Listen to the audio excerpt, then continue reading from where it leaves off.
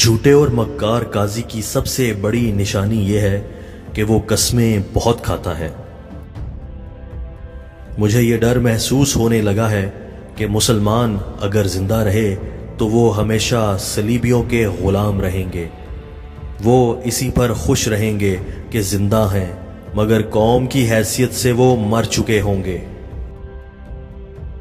اگر کسی قوم کو جڑ سے ہی اکھاڑ پھینکنا ہو تو ان کی عوام میں نفرت کے بیج بو دو، قوم خود بخود تباہ ہو جائے گی۔ جب تم یہ دیکھو کہ کوئی تمہاری سلطنت کے خلاف غداری کا مرتکب ہو رہا ہے تو تم اسے ختم کرنے کے ساتھ اسے غدار بنانے والے کو بھی ختم کر دو۔ جہاں عورتیں با اختیار ہوں وہاں معاشرہ خود آپ ہی ناسور ہے۔ مجھے صلیبیوں کی یلغاروں کی ذرا بھی پرواہ نہیں۔ پریشانی تو یہ ہے کہ محافظ شراب کے مٹکوں میں ڈوب گئے۔ اسلام کے پاسبانوں نے اپنے آپ کو گھروں میں قید کر لیا اور عورتیں ان کے پاؤں کی زنجیریں بن گئیں۔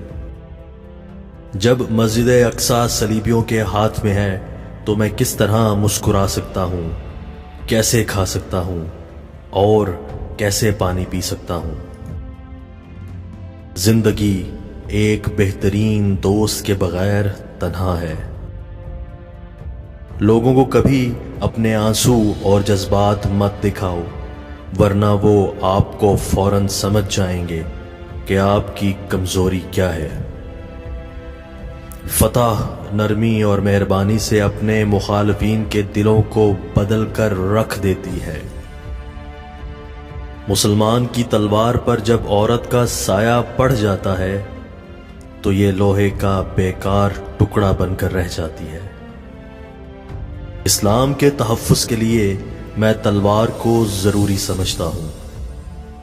شیر کو کوئی فرق نہیں پڑتا کہ ایک گیدڑ کیا سوچتا ہے۔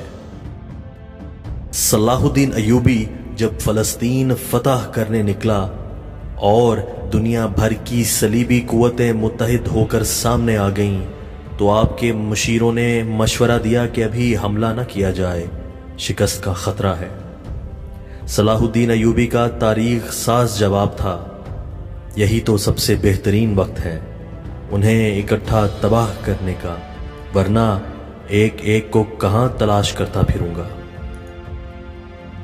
یورپی تاجر اپنی اپنی شکست میں اہم کردار ادا کرنے والے بہترین ہتھیاروں کی فراہمی کرتے ہیں۔ اللہ تعالیٰ مجھے لفظی خواہشات سے آزاد رکھے، مجھے سیدھا راستہ دکھائے۔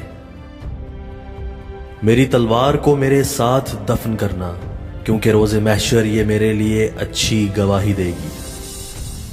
میں یہیں رہتا ہوں، میں یہیں مروں گا، یہ میری خواہش ہے، یہ میری انتہا ہے، یہ میری قوم ہے، اسے بچانے کے لیے میں اپنی جان دوں گا۔ وہ میری دوست ہے، اس کا نام بارش ہے۔ جب بھی میں اس سے بات کرتا ہوں میں سارے درد بھول جاتا ہوں۔ وہ زندگی کی رفتار سے بات کرتی ہے۔ کبھی کبھی میں اس کی باتوں کو سمجھ نہیں پاتا، لیکن اس کے تاثرات مجھے خوشی دیتے ہیں۔